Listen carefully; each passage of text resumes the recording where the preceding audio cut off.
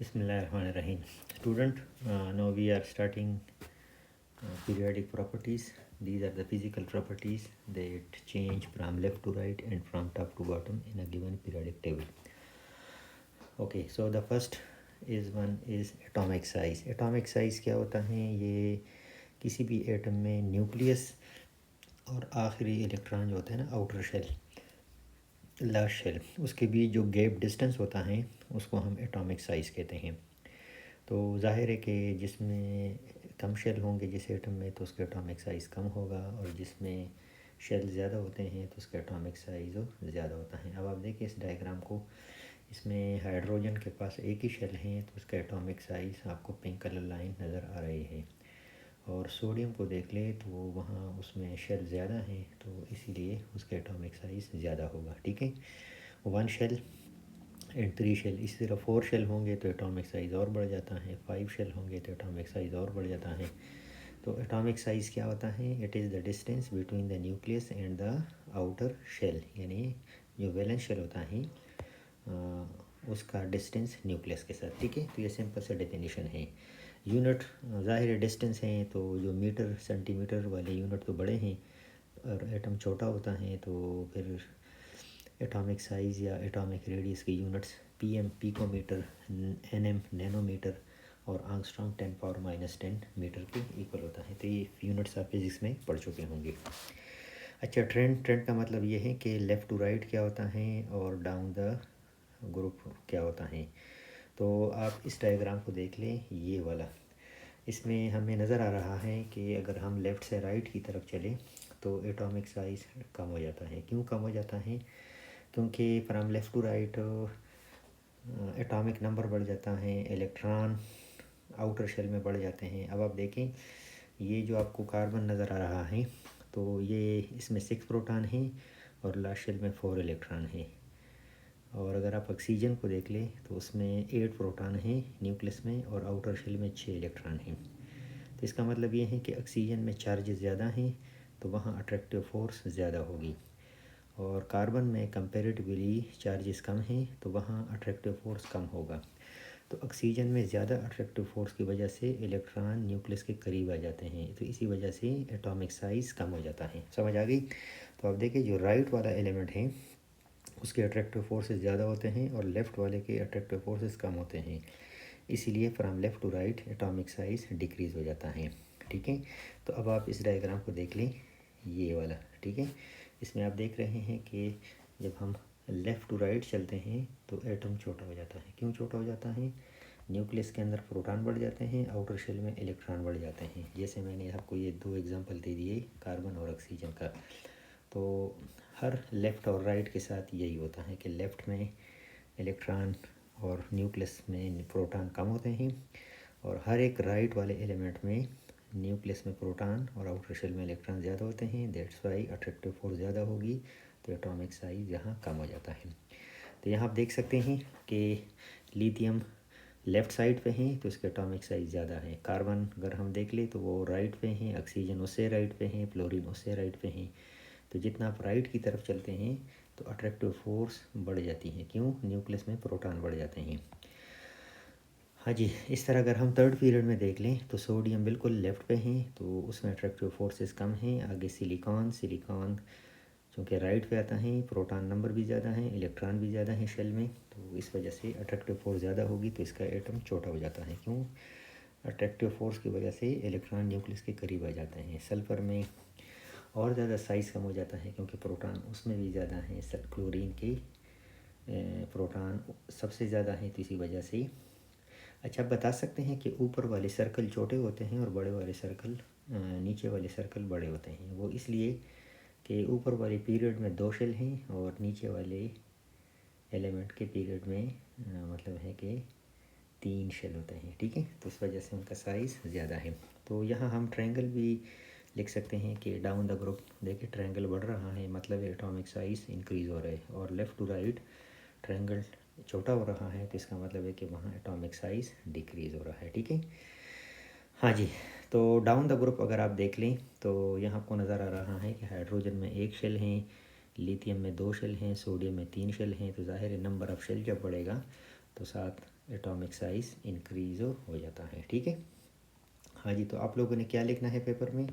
आप लोगों ने डेफिनेशन लिखना है, एटॉमिक साइज़ क्या होता है, उसका डेफिनेशन, यूनिट क्या है, ट्रेंड बताना है। ट्रेंड में आप लोगों ने थोड़ा सा इसको एक्सप्लेन करना है कि from left to right 1 proton is added to the nucleus. ठीक है, जब हम लेफ़्ट टू राइट चलते हैं तो एक एक प्रोटॉन बढ़ जाता है। अब जैसे यहाँ आप देख लें कि कार्बन और ऑक्सीजन को देख लें, कार्बन में 6 प्रोटॉन है, फिर नाइट्रोजन में 7 प्रोटॉन, ऑक्सीजन में 8 प्रोटॉन। तो इस प्रोटॉन की वजह से अट्रैक्टिव फोर्स बढ़ जाती हैं जी। तो from left to right 1 proton is added to the nucleus and 1 electron is added to the outer shell। Left से राइट की तरफ जब आप जाते हैं तो न सिर्फ प्रोटॉन नंबर बढ़ जाता है बल्कि आउटर शेल इलेक्ट्रॉन भी बढ़ जाते हैं। अब देखिए, कार्बन में 6 प्रोटॉन तो 4 इलेक्ट्रॉन लास्ट शेल में, ऑक्सीजन में 8 प्रोटॉन तो 6 इलेक्ट्रॉन लास्ट शेल में। तो इस तरह जब हम राइट की तरफ इस तरह मज़ीद आगे चलते हैं तो ये प्रोटॉन और आउटर शेल इलेक्ट्रॉन बढ़ जाते हैं, जो कि अट्रैक्टिव फोर्स का सबब बन जाता है। हाँ जी। So every next element experiences more attraction. That's why every next element in each period will be of smaller size। वो इलेक्ट्रॉन अट्रैक्टिव फोर्स की वजह से न्यूक्लियस के करीब रहेंगे। डाउन द ग्रुप क्या होता है? Every next element gets an extra shell.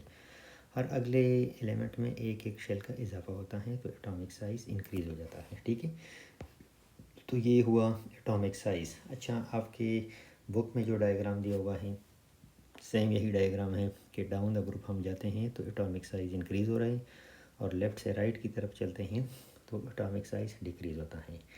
हाँ जी, ये क्वेश्चन है, choose the element whose atom you expect to have larger atomic size. जी, तो बताएं मैग्नीशियम और एल्यूमिनियम में किसका एटॉमिक साइज़ ज़्यादा होगा? तो आप पीरियोडिक टेबल में देख लें कि मैग्नीशियम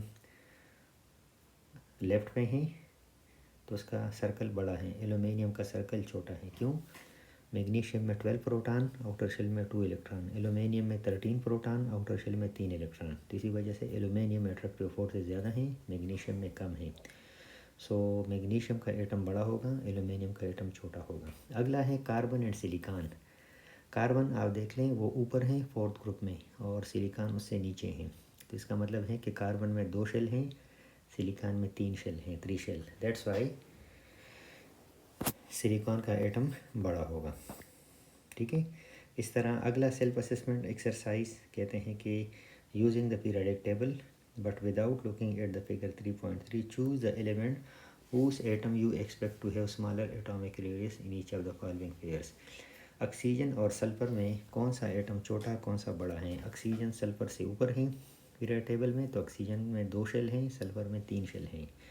आप एटॉमिक नंबर से भी बता सकते हैं, ऑक्सीजन का एटॉमिक नंबर 8 है तो 2 शेल, सल्फ़र का एटॉमिक नंबर 16 है तो 3 शेल हैं, तो ऑक्सीजन छोटा है और सल्फ़र का एटॉमिक साइज़ ज़्यादा है। ऑक्सीजन और फ्लोरीन को अगर आप देख लें तो वो सेम पीरियड में है, तो ऑक्सीजन में 8 प्रोटॉन है, फ्लोरीन में 9 प्रोटॉन है।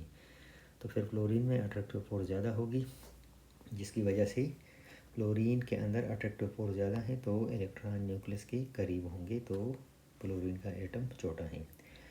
अगली प्रॉपर्टी हमारे पास बन जाती हैं आयोनाइजेशन एनर्जी। आयोनाइजेशन एनर्जी क्या होती है? जब हम किसी एटम को एनर्जी देते हैं तो उसके इलेक्ट्रॉन ऊपर वाले शेल में चले जाते हैं और इस तरह जो आखिरी इलेक्ट्रॉन होता है उससे आगे तो शेल नहीं होता, तो वो एटम से अलग हो जाता है। तो इस तरह किसी एटम से अगर हम आखिरी electron, outer most electron remove करते हैं तो इसके लिए हमें थोड़ी सी एनर्जी देनी पड़ती है।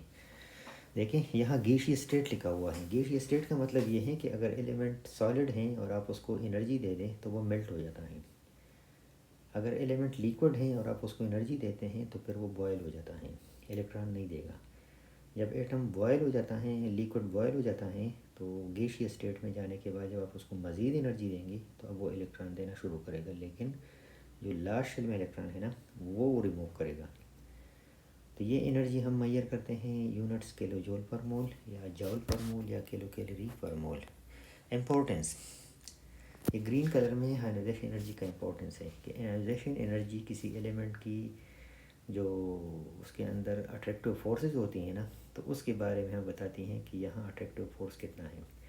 इलेक्ट्रॉन जितनी मुश्किल से निकलेगा इसका मतलब है अट्रैक्टिव फोर्स ज़्यादा है, और इलेक्ट्रॉन जितनी आसानी से निकलेगा एटम से इसका मतलब है कि उसका अट्रैक्टिव फोर्स कम है। अब देखिए, अगर आप 2 मैग्नेट अलग करते हैं और उन मैग्नेट को आप अलग नहीं कर सकते, तो इसका मतलब है कि उन मैग्नेट का अट्रैक्टिव फोर्स बहुत ज़्यादा है। और अगर आप दो मैग्नेट को इजीली अलग कर लें, सेपरेट कर लें, तो इसका मतलब है कि उनके बीच अट्रैक्शन कम था। तो इसी तरह किसी एटम से इलेक्ट्रॉन निकालने से हमें अंदाज़ा हो जाता है कि वहाँ अट्रैक्टिव फोर्स कितनी है। सो इम्पोर्टेंस है the value of ionization energy reflect, यानी बताते हैं strength of attractive forces between the nucleus and the outer electron. Greater the ionization energy, greater will be the attractive forces. जितनी ज़्यादा energy आप देंगे इलेक्ट्रॉन निकालने के लिए, इसका मतलब है वहाँ अट्रैक्टिव फोर्स बहुत ज़्यादा था और इलेक्ट्रॉन का निकलना मुश्किल था। ट्रेंड लेफ़्ट से राइट तक क्या होता है कि एटॉमिक साइज़ डिक्रीज़ हो जाता है, इलेक्ट्रॉन न्यूक्लियस के करीब होते हैं तो उसका निकलना मुश्किल है, तो अट्रैक्टिव फोर्स ज़्यादा होती हैं, तो इसी वजह से हमें ज़्यादा एनर्जी देनी पड़ती है, इलेक्ट्रॉन निकालने में ज़्यादा एनर्जी देनी होगी। तो जब हम लेफ़्ट से राइट की तरफ चलते हैं, एटम जितना छोटा होगा उतना उससे इलेक्ट्रॉन निकालना मुश्किल होगा।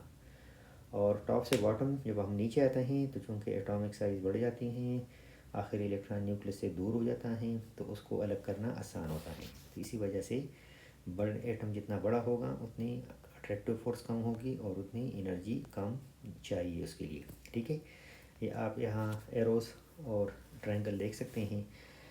आप लेफ़्ट वाले को देख लें, साइज़ ऊपर छोटा है एटम का, नीचे वाले एटम का साइज़ ज़्यादा है, तो आयोनाइजेशन एनर्जी उसके साथ रिवर्स जा रही है। एटम जितना छोटा होगा उससे इलेक्ट्रॉन निकालने के लिए ज़्यादा एनर्जी चाहिए, क्योंकि इलेक्ट्रॉन न्यूक्लियस के करीब होता है। एटम जो ही बड़ा हो गया तो इससे इलेक्ट्रॉन निकालना आसान हो गया। ठीक है, इस तरह आप राइट वाले ट्रायंगल को देख लें कि from left to right size decrease हो जाता है, तो उसके नीचे देखें तो उसके रिवर्स आयोनाइजेशन एनर्जी का ट्रेंड होगा, यानी लेफ़्ट साइड पे एटम बड़ा है तो आयोनाइजेशन एनर्जी उसकी कम है, यानी इलेक्ट्रॉन निकालना आसान है।